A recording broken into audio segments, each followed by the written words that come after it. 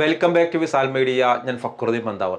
ഇറാനിലെ പരമോന്നത നേതാവ് ആയത്തുള്ള ഖുമേനി കൊല്ലപ്പെട്ടു എന്നാണ് നമ്മളൊക്കെ മാധ്യമങ്ങളിൽ കണ്ടത്. പക്ഷെ അദ്ദേഹം ജീവിച്ചിരിക്കുന്ന ഒരു വീഡിയോ, അദ്ദേഹം സഹാറ മരുഭൂമിയിലൂടെ നടന്നു പോകുന്ന ഒരു വീഡിയോ പുറത്തു വന്നിട്ടുണ്ട്. അപ്പം അദ്ദേഹം എങ്ങനെയോ രക്ഷപ്പെട്ടിട്ട് സഹാറ മരുഭൂമിയിലെത്തി എന്നും തൻ്റെ അനുയായികൾക്കൊപ്പം അദ്ദേഹം നടന്നു നീങ്ങുന്ന ഒരു വീഡിയോയാണ് പുറത്തു വന്നിട്ടുള്ളത്. ലക്ഷക്കണക്കിന് മില്യൺ കണക്കിന് ആളുകളാണ് ഈ വീഡിയോ കണ്ടിട്ടുള്ളത്. ഒരുപാട് പ്രഗത്ഭർ ഈ വീഡിയോ ഷെയർ ചെയ്തിട്ടുണ്ട്. എന്താണ് ഇതിൻ്റെ ഒരു യാഥാർത്ഥ്യം? പലരും എൻ്റെ കഴിഞ്ഞ വീഡിയോയിൽ ചോദിച്ചിരുന്നു, ഇയാൾ ഖുമേനി ജീവിച്ചിരിപ്പുണ്ടല്ലോ, പിന്നെ മരണപ്പെട്ടു എന്നൊക്കെ പറയുന്നത് വെറുതെ അല്ലേ? മരണപ്പെട്ടിട്ടുണ്ടെങ്കിൽ എവിടെ തന്നെ മൃതദേഹത്തിൻ്റെ ഫോട്ടോ പുറത്തു വന്നിട്ടില്ലല്ലോ. അദ്ദേഹത്തിൻ്റെ ഒരിക്കൽ പോലും ഒരു മാധ്യമങ്ങളിലും അദ്ദേഹം മരണപ്പെട്ട് കിടക്കുന്ന ഫോട്ടോ വന്നിട്ടില്ല. എല്ലാവരും ഇസ്രായേൽ പറയുന്നു, ട്രംപ് പറയുന്നു, മാധ്യമങ്ങൾ പറയുന്നു, നമ്മൾ വിശ്വസിക്കുന്നു. എന്താണ് ഈ ഒരു വീഡിയോയുടെ യാഥാർത്ഥ്യം? അതാണ് ഇന്നത്തെ വീഡിയോയിൽ പരിശോധിക്കുന്നത്. അപ്പോൾ ഇദ്ദേഹം നടന്നു നീങ്ങുന്നത് സഹാറ മരുഭൂമിയിലൂടെയാണ് എന്നുള്ളതാണ് ഈ വീഡിയോയിലുള്ളത്. അപ്പോൾ അദ്ദേഹത്തിൻ്റെ കൂടെ 3-4 ആളുകളുണ്ട്. അദ്ദേഹം ഒരു വസ്ത്രമൊക്കെ ധരിച്ചിങ്ങനെ പതുക്കെ നടന്നു നീങ്ങാൻ. അപ്പോൾ ഈ ഒരു വീഡിയോ 2014 ഇദ്ദേഹത്തിന് ഒരു ഓപ്പറേഷൻ കഴിഞ്ഞിരുന്നു. ആ ഓപ്പറേഷൻ കഴിഞ്ഞിട്ട് തെഹ്റാനിലെ ഒരു പ്രാന്തപ്രദേശത്ത് നടക്കുന്നൊരു വീഡിയോ അന്ന് തന്നെ യൂട്യൂബിൽ വന്നൊരു വീഡിയോ ആണ്. ഇതേതോ ചില ആളുകൾ മനഃപൂർവ്വം ഇദ്ദേഹം രക്ഷപ്പെട്ടു എന്ന് വരുത്തി തീർക്കാൻ വേണ്ടിയിട്ട് വെറുതെ സോഷ്യൽ മീഡിയയിൽ ഇട്ടതാണ്. അല്ലാതെ ഈ ഒരു ആയത്തുള്ള ഖുമേനി ഇപ്പോഴും ജീവിച്ചിരിപ്പില്ല. അത് ഇസ്രായേൽ അവകാശപ്പെട്ടതുപോലെ, ഇറാൻ ഒഫീഷ്യൽ പുറത്തുവിട്ടതുപോലെ അദ്ദേഹം ഞായറാഴ്ച എന്ത് ചെയ്തിട്ടുണ്ട്? ഇസ്രായേൽ ആക്രമണത്തിൽ കൊല്ലപ്പെട്ടിട്ടുണ്ട്. അപ്പോൾ ഇപ്പോൾ നടക്കുന്ന പ്രചരണം എന്താണ്? 100% പച്ചക്കള്ളമാണ്. അപ്പോൾ അദ്ദേഹം നടക്കുന്നത് ഒന്നാമത് തെഹ്റാനിലെ പ്രാന്തപ്രദേശത്താണ്. പക്ഷേ വീഡിയോയിൽ പറയുന്നത് അദ്ദേഹം സഹാറ മരുഭൂമിയിലൂടെ നടന്നു നീങ്ങുക എന്നുള്ളതാണ്. അപ്പോൾ അതൊക്കെ ഇല്ലാത്തതാണ്. അങ്ങനെ കുറേ കഥകളുണ്ട്. ആരെങ്കിലുമൊക്കെ പ്രഗത്ഭരായ ആളുകൾ മരണപ്പെട്ടാൽ സുഭാഷ് ചന്ദ്രബോസ് ഇപ്പോഴും ജീവിച്ചിരിപ്പുണ്ട് വിശ്വസിക്കുന്ന ആളുകളുണ്ട്.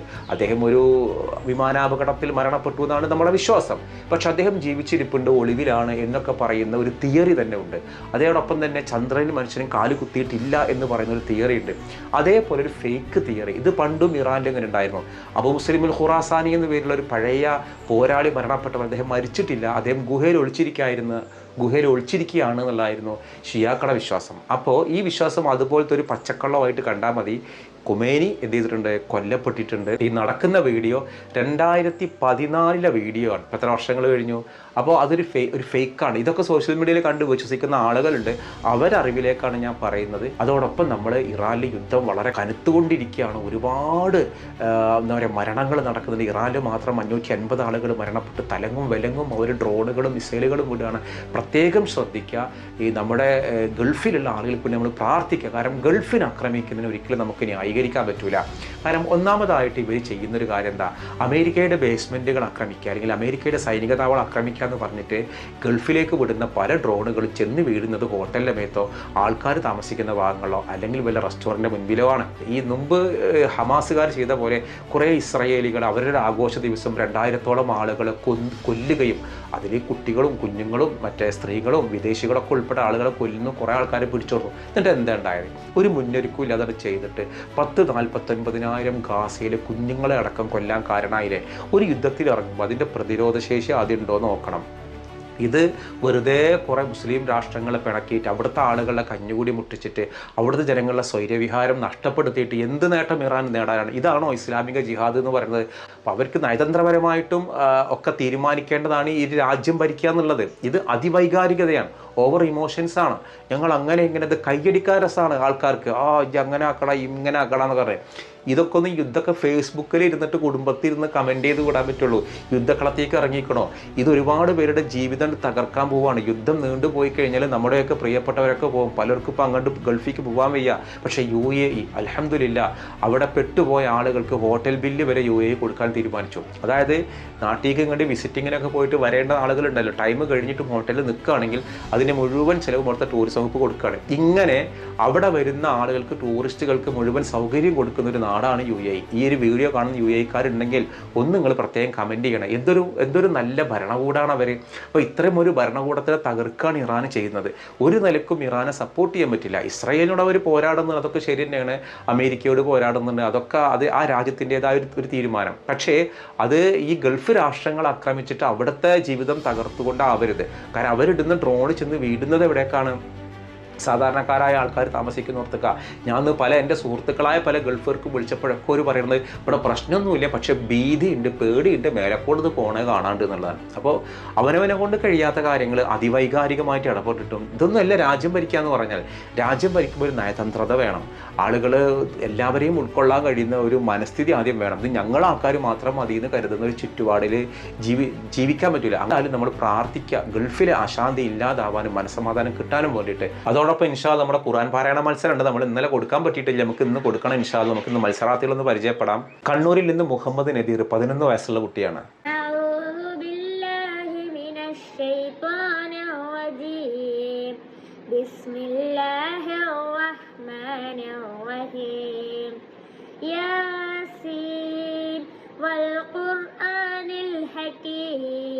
إنك لمن المرسلين على صراط مستقيم تنزيل العزيز الرحيم لتنذر قوما ما أنذر.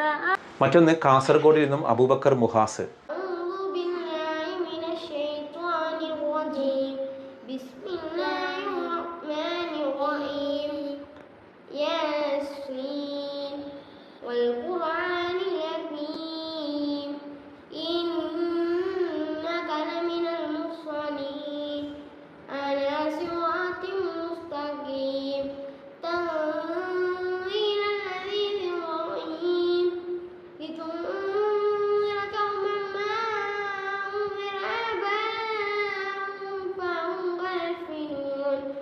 മറ്റൊന്ന് മലപ്പുറത്ത് നിന്ന് ഫാത്തിമ ഷിൻഫ. അഊദു ബില്ലാഹി മിനശ് ശൈത്വാനിർ റജീം ബിസ്മില്ലാഹിർ റഹ്മാനിർ റഹീം ഇന്നാ ഫതഹ്നാ ഫത്ഹൻ മുബീനാ ലിയഗ്ഫിറ ലകല്ലാഹു മാ തഖദ്ദമ മിൻ ദംബിക വമാ തഅഖറ വയുതിമ്മ നിഅ്മതഹു عليك ويهديك صراطا مستقيما ينصرك الله نصرا حسيسا. മറ്റൊന്ന് ഒമാനിൽ നിന്നാണ് മുഹമ്മദ് റാഷിദ്. ഒമാന്റെ വീട്ടുകാരെന്തായാലും സുരക്ഷിതമാണെന്ന് വിചാരിക്കുന്നു.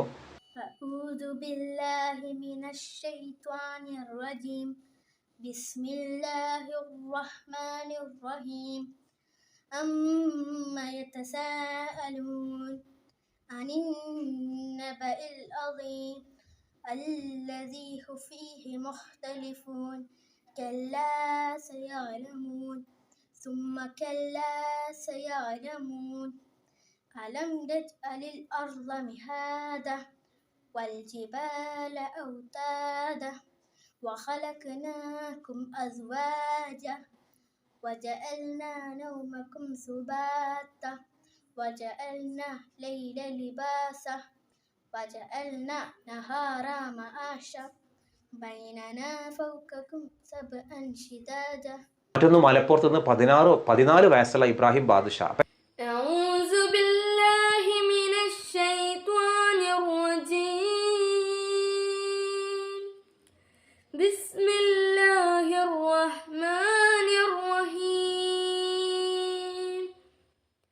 تبارك الذي بيده الملك وهو على كل شيء قدير الذي خلق الموت والحياة ليبلوكم أيكم أحسن